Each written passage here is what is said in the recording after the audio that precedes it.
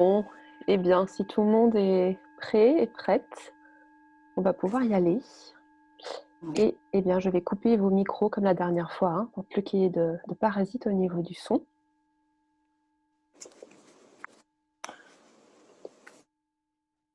Voilà.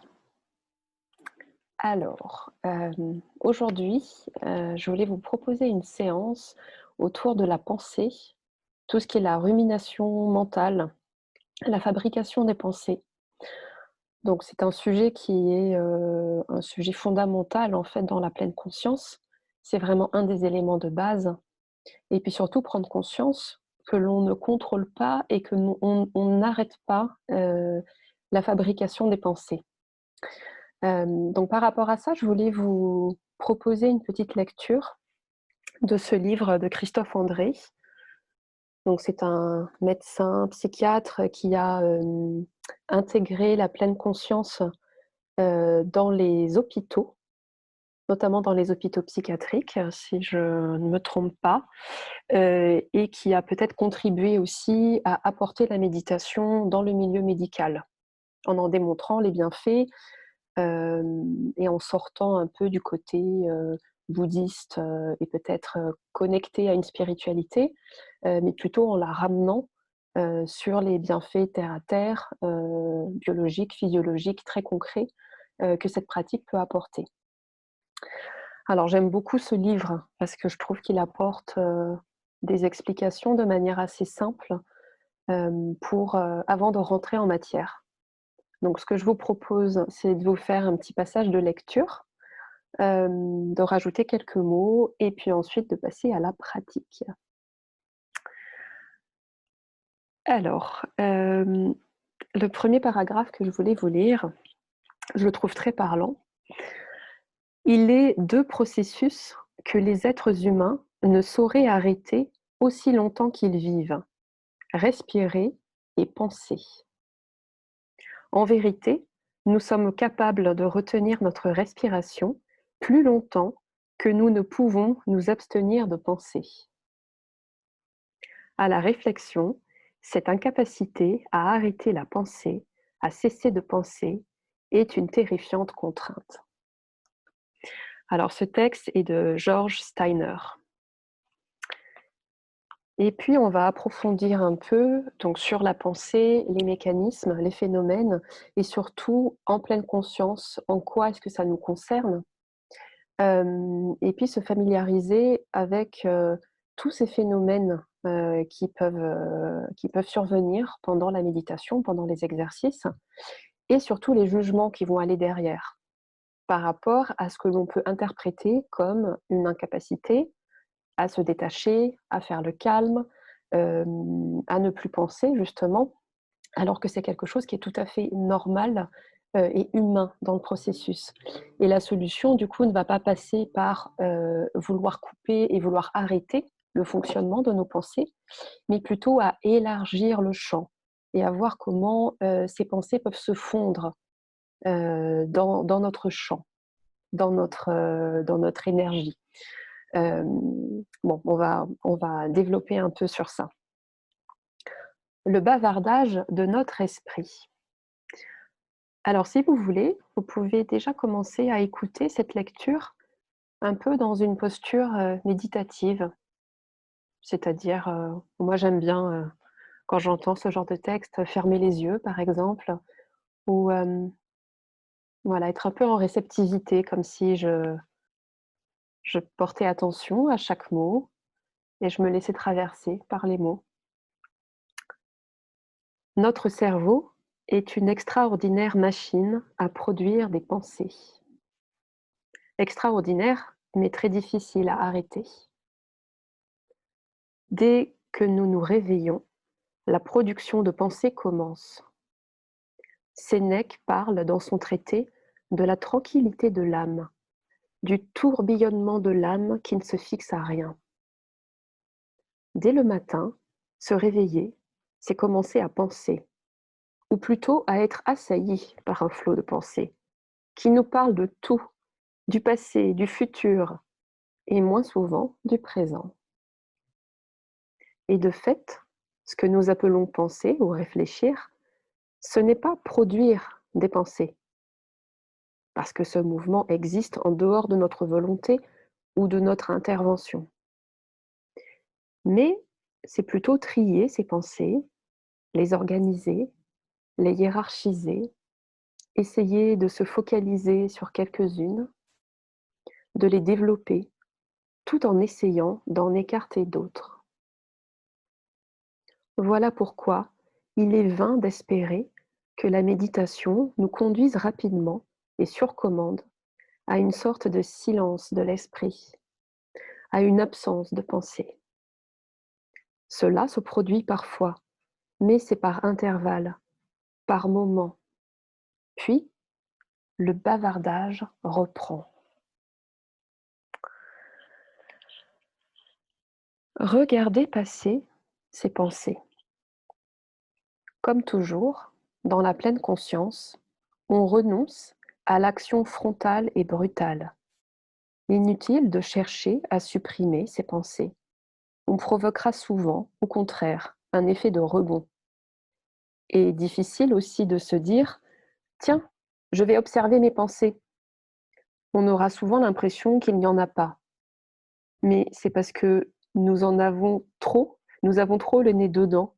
Nous sommes tellement dans nos pensées, nous sommes tellement nos pensées qu'on les prend pour la réalité. La pleine conscience nous dit juste ceci: inutile de chercher à bloquer nos pensées. Inutile de chercher à chercher nos pensées. Mieux vaut élargir notre esprit. Alors, on commence par autre chose, par se caler, s'ancrer, se centrer sur l'instant présent grâce à la respiration, à l'écoute des sons, à la perception de ses sensations corporelles. On est déjà dans une meilleure attitude pour observer le mouvement de ses pensées. Pendant qu'on s'occupe d'autre chose, par exemple, de se centrer sur l'expérience de sa respiration, à un moment, on voit qu'on s'est laissé embarquer. On était dans la respiration et hop, on s'est mis à penser à autre chose. On a suivi une pensée qui passait sans s'en rendre compte. On ne le réalise qu'après coup. Mais avec un peu d'entraînement, on repère aussi les pensées aux ordres qu'elles nous donnent, alors qu'on tente de prendre de la distance envers elles, alors qu'on essaye de faire un exercice de pleine conscience dans lequel on veut juste être là, présent, à ces mouvements respiratoires, aux sons qui nous arrivent. Tout d'un coup, une impulsion, une envie, un ordre. Arrête, ouvre les yeux, fais tel ou tel truc, plus urgent, plus important. Et si on résiste, nos pensées insistent. Fais-le maintenant, sinon tu vas oublier.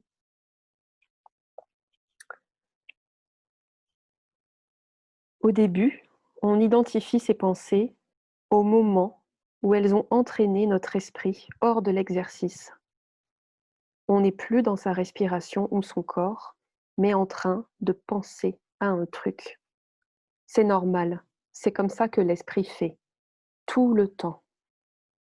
Alors, sans s'agacer, on revient à l'exercice. Les pensées reviennent, on s'en aperçoit et on revient à l'exercice, etc. Et enfin, pour finir,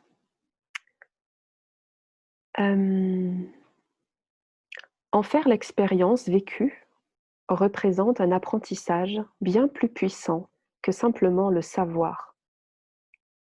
Nous savons que nos pensées ne sont que des pensées, mais lorsqu'elles nous embarquent, ce savoir ne nous sert plus guère. Seule la pratique régulière et l'expérience peuvent nous aider à cette prise de distance avec le mental, à cette habitude de laisser nos pensées se dissoudre d'elles-mêmes. Voilà. Alors ce que l'on va faire, aujourd'hui comme exercice consistera déjà à faire un ancrage au niveau du corps, à sentir, tous les points de contact, les sensations dans le corps Et puis on élargira au niveau de la respiration, des sons. Et enfin, on va observer le mouvement, le processus des pensées qui nous traversent et réaliser ce retour aux sensations sans se formaliser sur le nombre de fois où ce retour sera nécessaire, puisqu'il sera forcément nécessaire un grand nombre de fois pour vous comme pour moi, et d'entraîner l'esprit et puis d'observer après coup quelles sont les sensations, quelles sont éventuellement les pensées, les ressentis, les jugements qui sont encore là. Alors, je vous invite à vous installer confortablement, de manière à pouvoir relâcher le corps,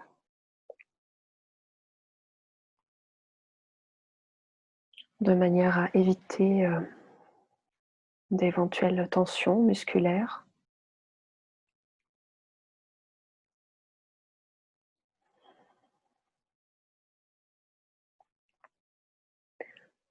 Et puis à prendre contact avec votre respiration.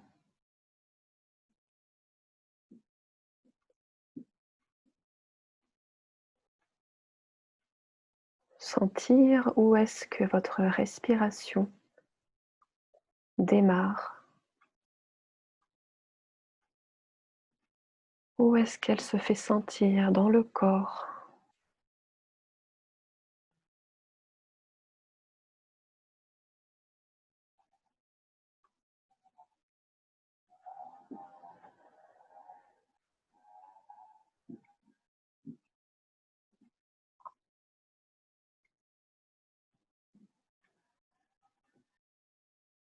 De discerner les différentes parties du corps concernées par ce mouvement.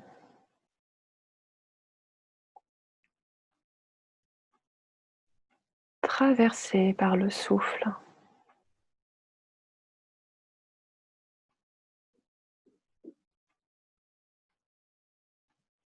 sans chercher à bloquer ou à amplifier ce mouvement,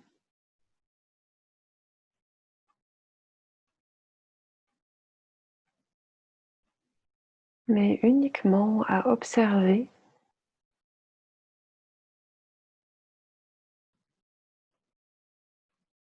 toutes les sensations physiques,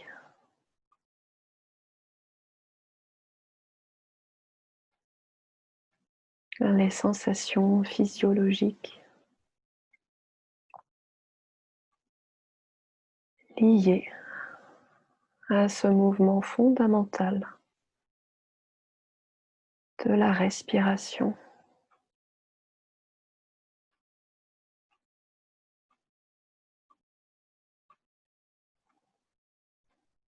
Respirer est le premier mouvement que nous avons fait à notre naissance.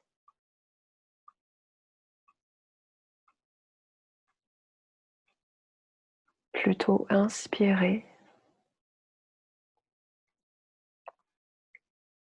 et expirer le dernier souffle est celui que nous ferons à l'heure de notre mort.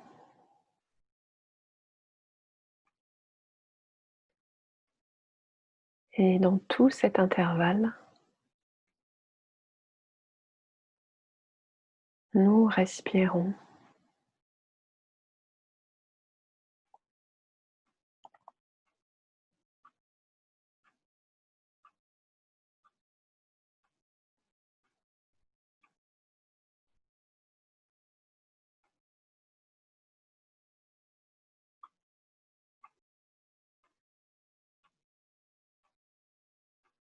Connectez-vous à la fois aux sensations dans la cage thoracique,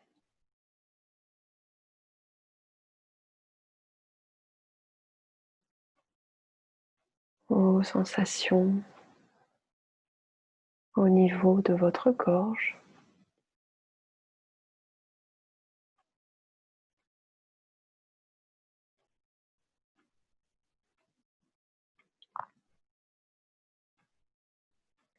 Et aux sensations jusque dans votre ventre.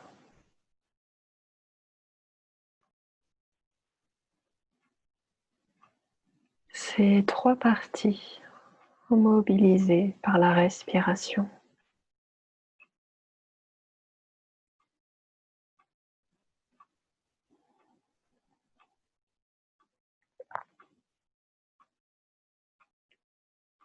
Ici, je ne cherche pas à juger ou à apprécier le mouvement en y mettant des qualificatifs ou en y mettant des images, mais juste à sentir le mouvement tel qu'il est,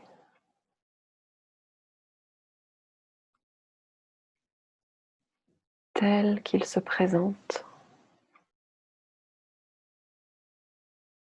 Inspire, après expire.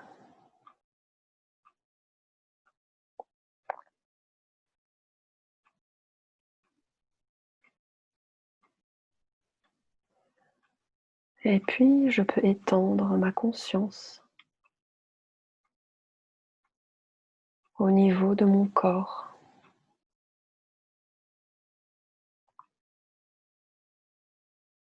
en sentant par exemple les sensations dans ma tête,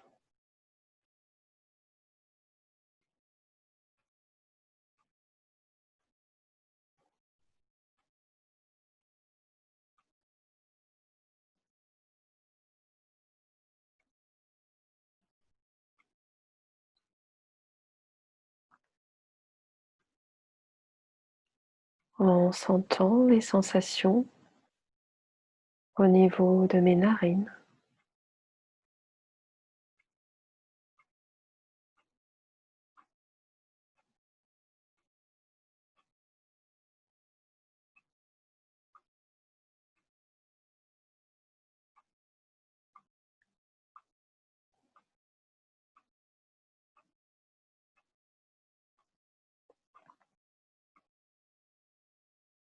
en ressentant mon dos et ses éventuels points de contact.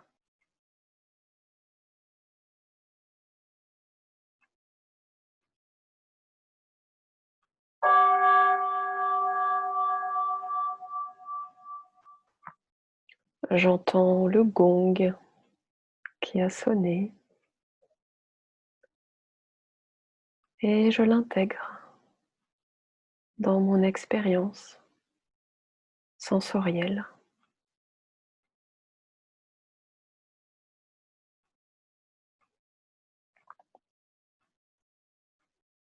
Et puis je peux porter attention à mon bassin,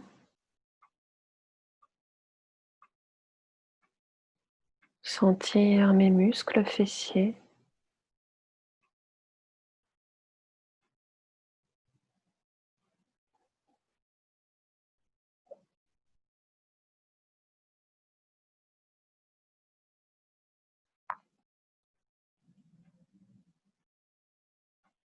je peux sentir mes jambes,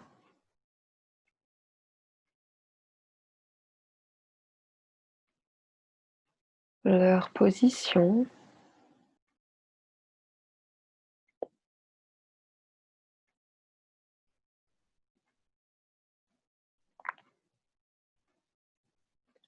et descendre mon attention jusque dans les pieds.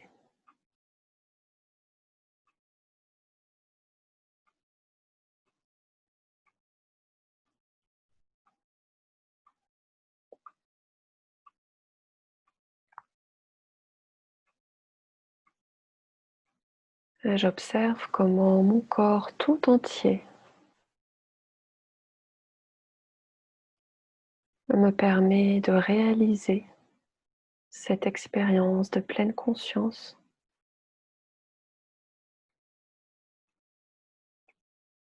au travers de mes 5 sens.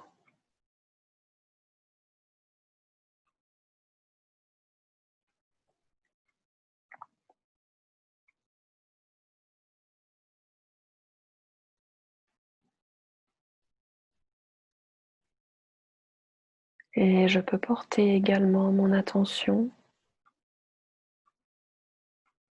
sur les sons liés à mon souffle,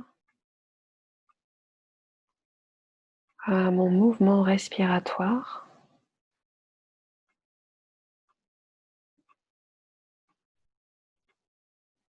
et puis à ma voix qui vous accompagne.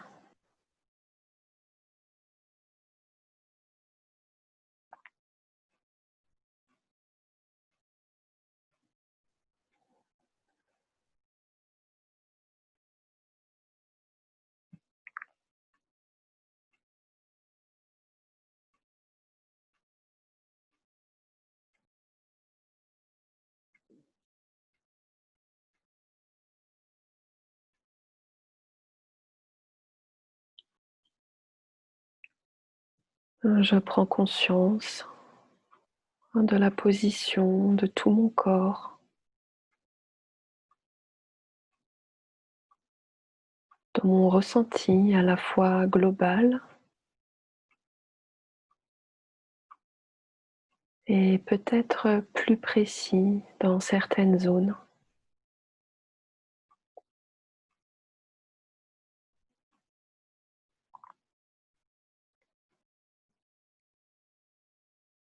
Je ne cherche pas à changer le ressenti qui est là, mais juste à prendre contact avec lui et à laisser toute la place à mon corps.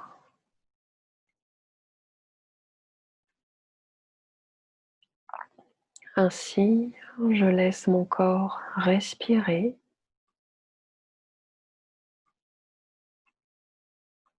je le laisse sentir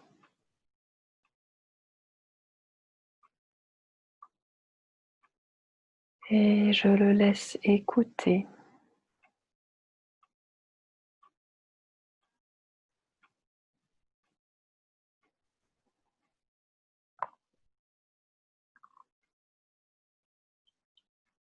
Et puis, je m'aperçois que des pensées arrivent,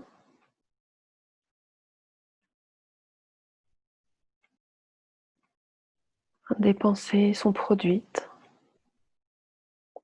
en dehors de ma volonté.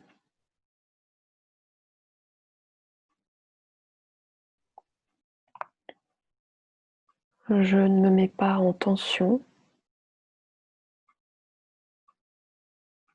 ni en réaction par rapport à ce processus naturel, mais je reviens à l'instant présent au travers de l'écoute de mon corps et de toutes mes sensations.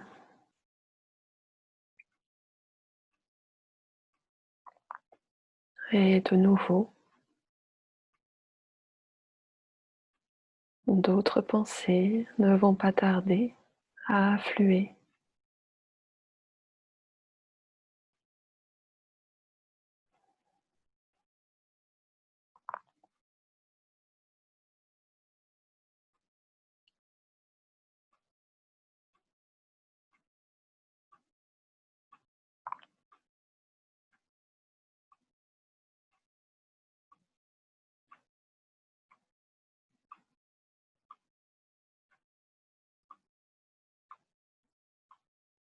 Leur présence ne signifie pas l'échec de l'expérience,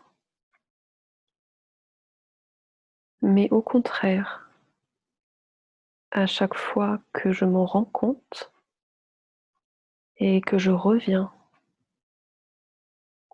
dans mon centrage, dans mes sensations corporelles. Je reviens alors à l'exercice et je suis en train de m'entraîner.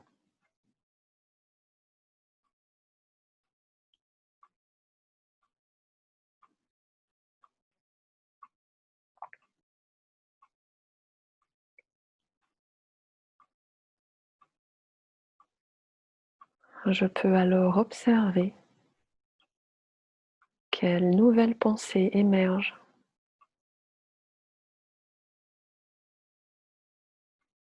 peut-être de l'agacement ou peut-être de l'amusement,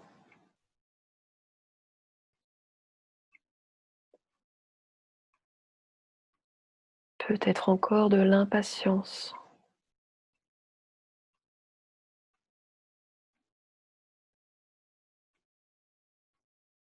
à rester comme ça, dans cette observation,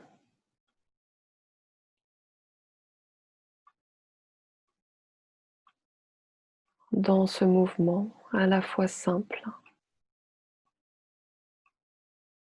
et redondant.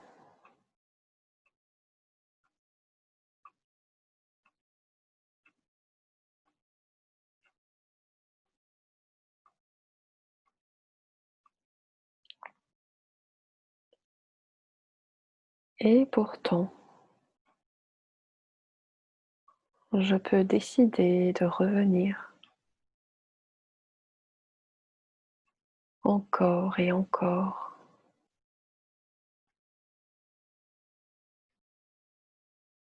autant de fois que nécessaire,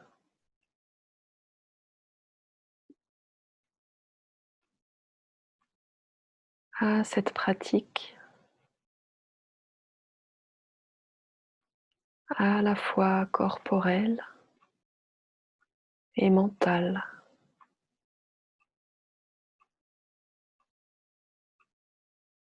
à cette gymnastique de l'esprit.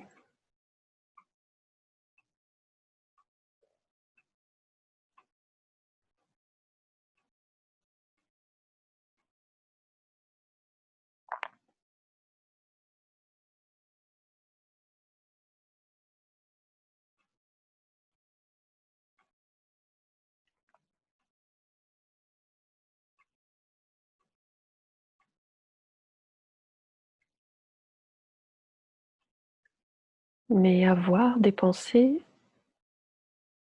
ne signifie pas que je suis cette pensée.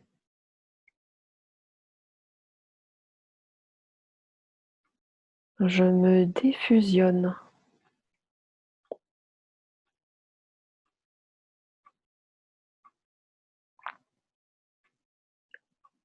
Une pensée me traverse,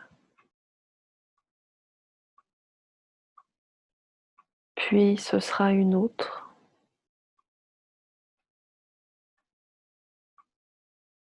Ces pensées sont peut-être communes aux personnes qui pratiquent en même temps que vous, là, dans l'instant présent,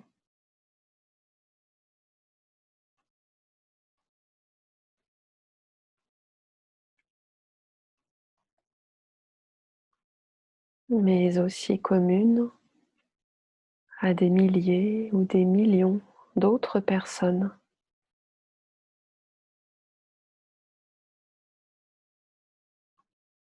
qui sont traversées dans leur quotidien par ces pensées.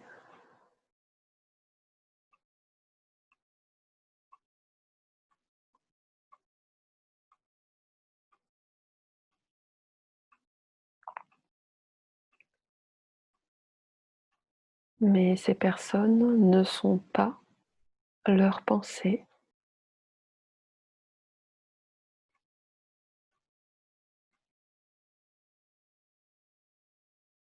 elles sont uniquement traversées par elles.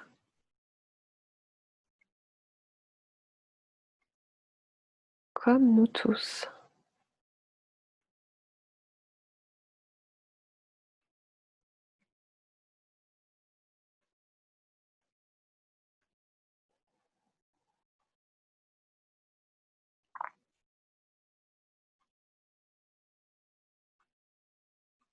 Pour m'aider à garder comme un cap, comme un objet de concentration auquel je peux me tenir, mais sans m'agripper,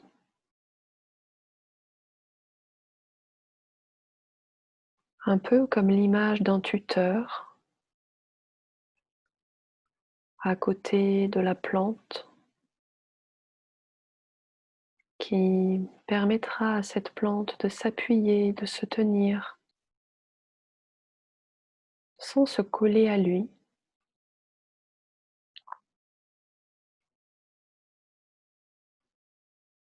Je peux utiliser mon souffle,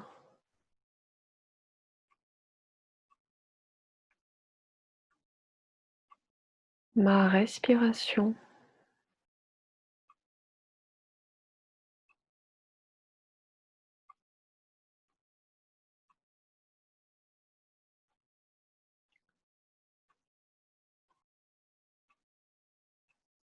comme un repère, comme un phare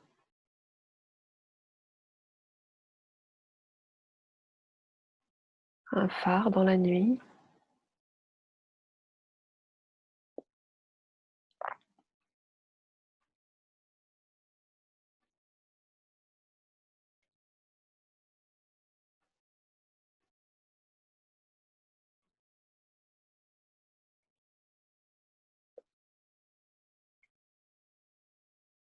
Et je ressens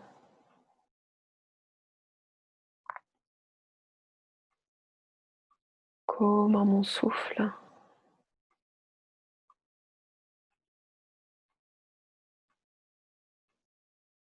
vient traverser mon corps,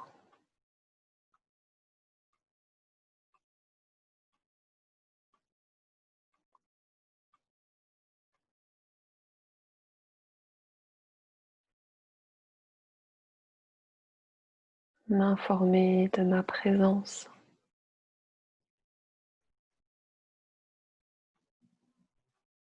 et soutenir mon expérience.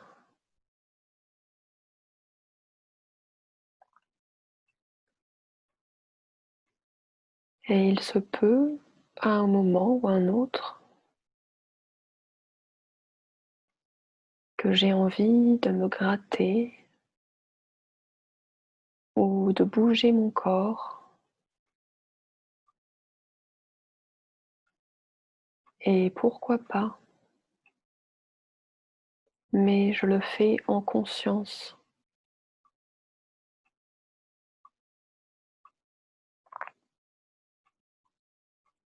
Je sors de l'automatisme,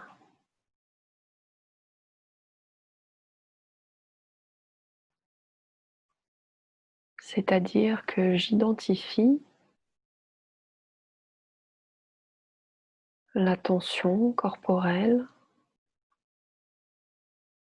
ou le besoin qui se fait sentir au niveau du corps.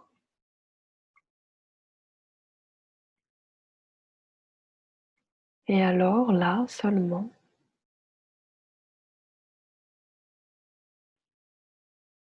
je choisis d'y donner suite ou pas.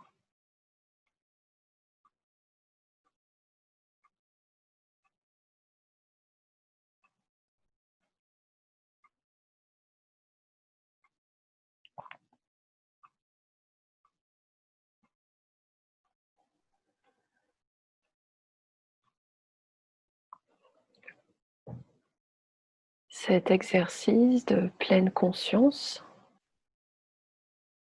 parfois astreignant,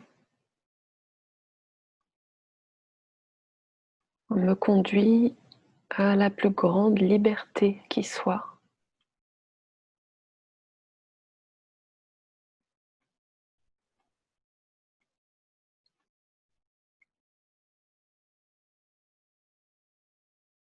de prendre conscience de mes conditionnements, de mes réactions,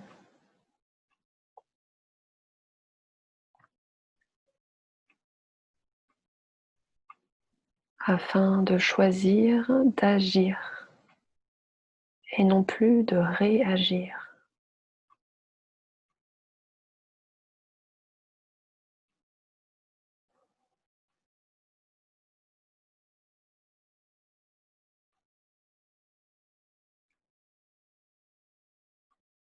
En accueillant toutes ces sensations,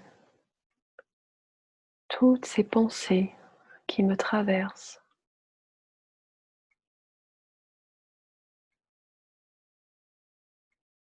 Je m'ouvre aux multiples facettes de la vie qui me traverse, mais aussi celle qui nous traverse tous et toutes.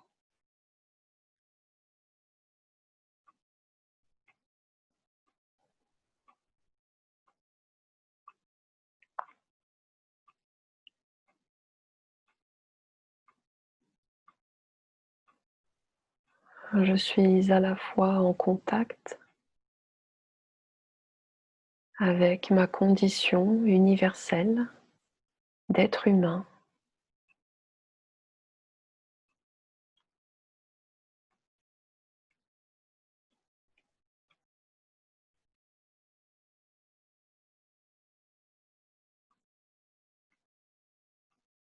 et puis peut-être aussi quelque chose d'encore plus large que ça.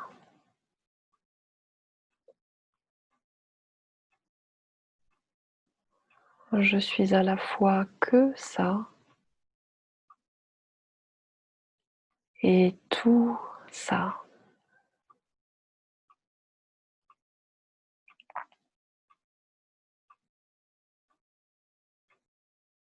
Et je refais encore le mouvement de revenir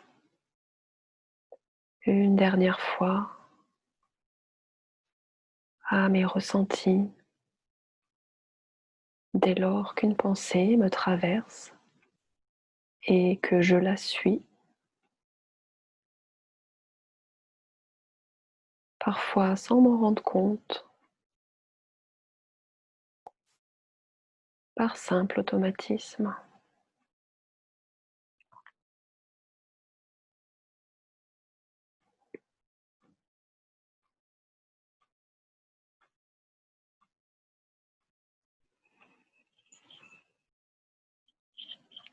Et puis avant de clôturer cet exercice,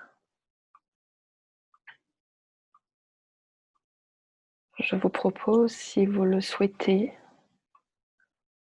de vous remercier pour ce temps et pour cette énergie que vous vous êtes donné à réaliser ce mouvement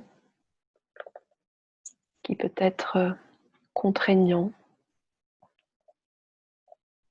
avoir parfois une connotation ingrate,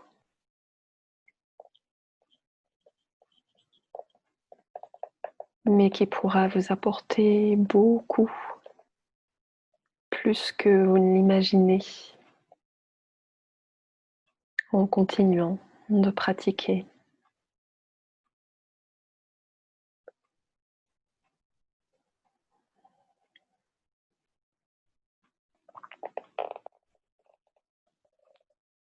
Vous pouvez effectuer un dernier scan corporel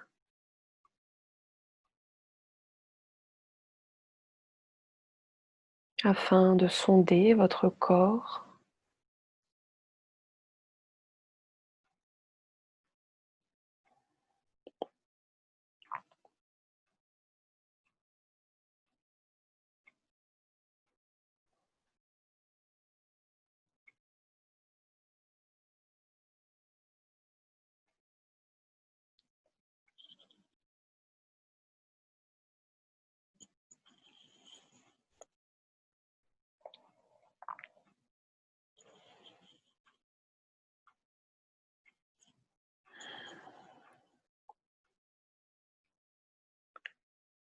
Et puis tranquillement, à votre rythme,